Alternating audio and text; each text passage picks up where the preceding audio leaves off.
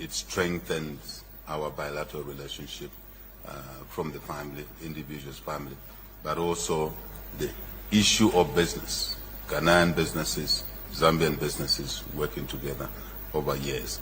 And we, the succeeding leaders, so to say, have continued in that trajectory, in the path that our two great leaders carved for Ghana and Zambia, and I must say for Africa. The Organization of African Unity, then as it was called, President Nkrumah, President Kaunda, Nyerere and others played a fundamental role in that Pan-African relationship, so to say. And today we pride ourselves on the African Union, but we must not forget where we are coming from. The genesis of that union, of course, initially anchored around independence struggle for Africa, but I think the important thing now for us is to drive from that background the economic, if you like, agenda.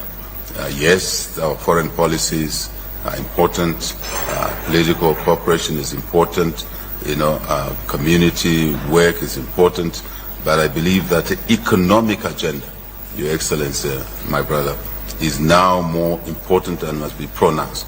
And because it's that angle that will feed on, or if you like, support other aspects of our relationship. And my brother and I spent time in the room there, and we've chatted a lot. Where we stand, we think we've finished the meeting. So and we've covered lots of ground. He was explaining to me the measures that is put in place, the restructuring of the Ghanaian economy, the reforms that Ghana is putting in place or put in place, and fundamentals, very, very important, the macro issues, fiscal consolidation issues, discipline, prudence, rule of law.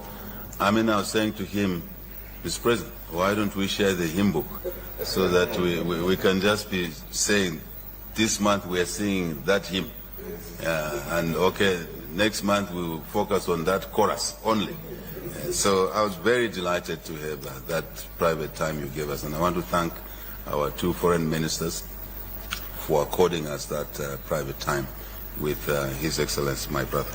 And we do believe that the teams here will carry on that spirit to get things done, and that's what really matters at the end of the day. We can say things, and in Africa we like saying things, but the two of us want to get things done, not just to say things. And I leave it to him. I think he will make a suggestion on one of the things we've agreed to encompass all these various pieces and bits that needs to be put together in a structured way. But we also really looked at issues of specific experiences that matter to us, both of us. For Ghana, the gold sector experience is important for us to avoid reinventing the wheel, Minister of Mines. By the way, my brother, Excellency, I sent that Minister of Mines early on into our government to Ghana to learn a few things. The time has come to now walk through properly the issues that you are confronting in Ghana, large-scale mining, but also small-scale artisanal mines. So I won't waste too much time, but we will cover those issues in more detail. But more important, on how we can avoid, as I said, reinventing the wheel, and really just get on with the work that Ghana has already invested in, which is relevant to us as well. And obviously other sectors, how to deal with multilaterals as we work with them in Ghana, Zambia. It was important to us. On the continent of Africa, my brother and I are part of a team of African presidents that are working on the reform of the African Union, plus the reform of the global financial architecture, mainly to deal with the cost of capital, how Africa is treated in those areas, because we're having to pay a higher cost of capital than any other continent, even in the same business, similar business, same sector. And you can't accuse us of being inefficient when one element, which is crucial, which is capital, is brought to the continent, to our countries, at a much, much higher cost, injecting a higher cost of doing business in our countries. So I was very delighted that the two of us are aligned in those areas. And on a global level, I think there are things that we understand that the changes in the geopolitical situation does affect Africa, does affect our countries, and we need to remain strong to ensure that as countries, as a continent, we can manage those challenges much better and ensure that our economies continue to grow. The issues around, obviously, us working together more, Ghana and Zambia, not just presidents, but businesses, individuals, families, you're already doing it. But I think let's extend that to investment for the mutual benefit of the Ghanaian people and the Zambian people.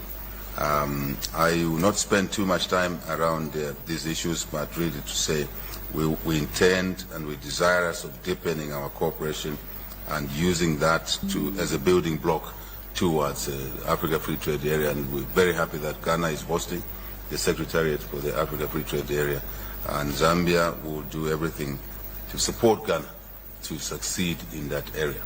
I think the spirit of Pan-Africanism only means something to the Ghanaians and Zambians and Africans when leaders, ministers like those seated in this room are able to deliver education for our people, able to deliver job opportunities, especially for our youthful population, and business opportunities. I believe that Mr. President will cover a lot of other things that we agreed or we want this team to pull together in a structured way. Otherwise, Your Excellency, my dear brother, and your team, we're very, very happy to have you here in Zambia, in Lusaka. This is your town, this is your country, and feel free as we complete our formalities. We also want some of you to come back with your families to do some holiday instead of always going to Europe. Come and do your holidays in Zambia, Big Falls, the game, and the same for Zambians to have their holidays in Ghana. I think these are small things that matter a lot. Your Excellency, thank you very much. Thank you.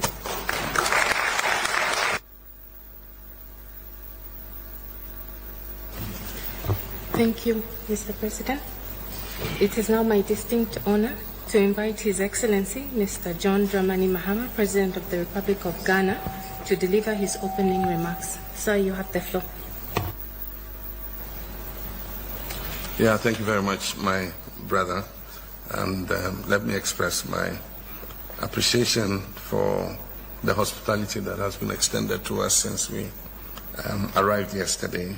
I want to thank you for the warm welcome we received at the airport, the enthusiasm of the people, the dancing, the Ghanaian community were there, and we really felt very welcome and at home. We're happy to be here in the State House to discuss issues of bilateral relations between Ghana and Zambia. As you rightly said, Mr. President, the relations between Ghana and Zambia have been historic, based on the early relations between our two presidents. President Kaunda and President Nkrumah were friends and comrades in the African liberation struggle, and Ghana virtually became the headquarters for all the freedom fighters, especially after our president declared that the independence of Ghana was meaningless unless it was linked with the total liberation of the African continent. Our forebears fought the battle of liberation from colonial domination, and they called for us to come as a united continent instead of different countries. I think that today we can appreciate that call even much better, because Ghana will be 70 years would be celebrating 70 years of independence next year, and we all can see, as the first sub-Saharan African country to become independent, if we look at the trajectory that the African continent has taken, the divisions that were created between us by the Berlin Conference has made us not able to develop at an optimal speed and create the kind of prosperity that we need for our people. And so today we can understand that we need to forge even closer links, both in terms of our continental body. But in my discussion with President Chilema, we agreed that we should strengthen bilateral relations even more across regions. And so while we cooperate at the continental level, bilateral relations between countries can make a very big difference. I met the Ghanaian community yesterday in the evening, and they asked me to extend their appreciation and thanks to you and your government for the very kind hospitality that you afford them. They say they feel comfortable and at home. And as you yourself have said, some of them were multinational families because the wives were Zambian and the husbands were Ghanaian, or vice versa. And like you said, that is the best way to build relationships. Half Zambian, half Ghanaian, but all African.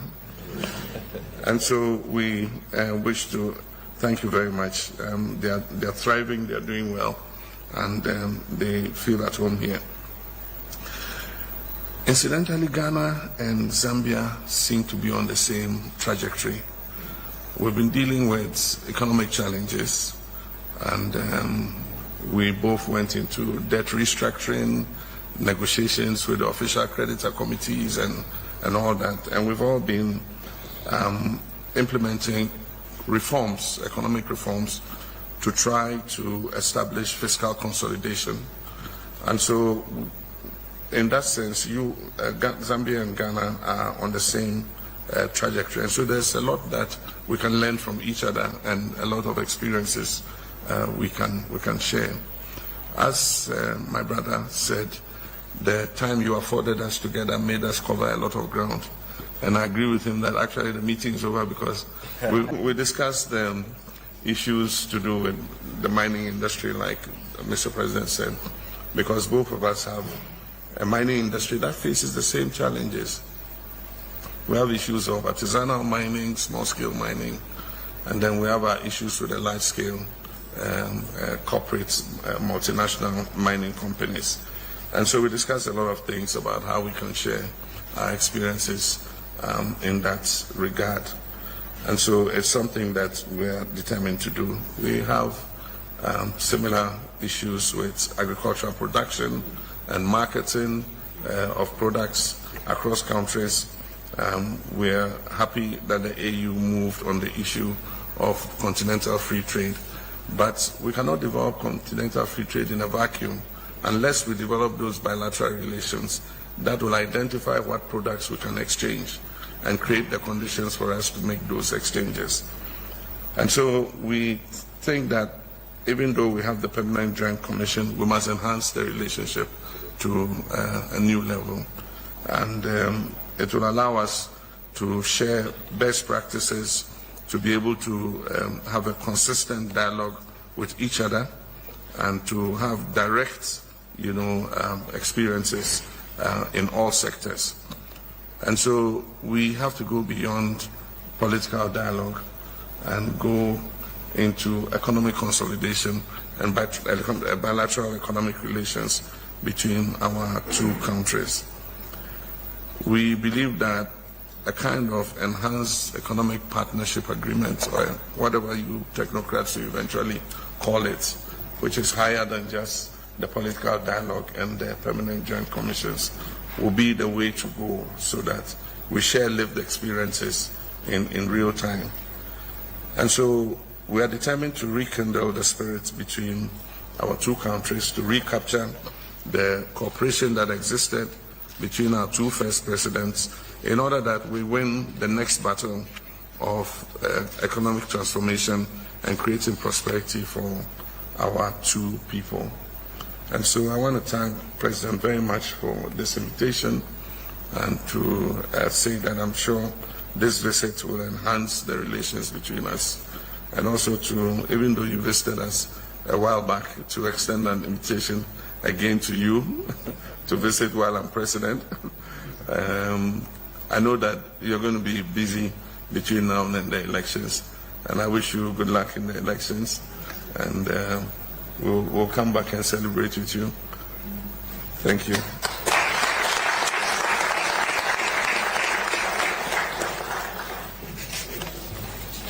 Thank you, Mr. President. Following the conclusion of the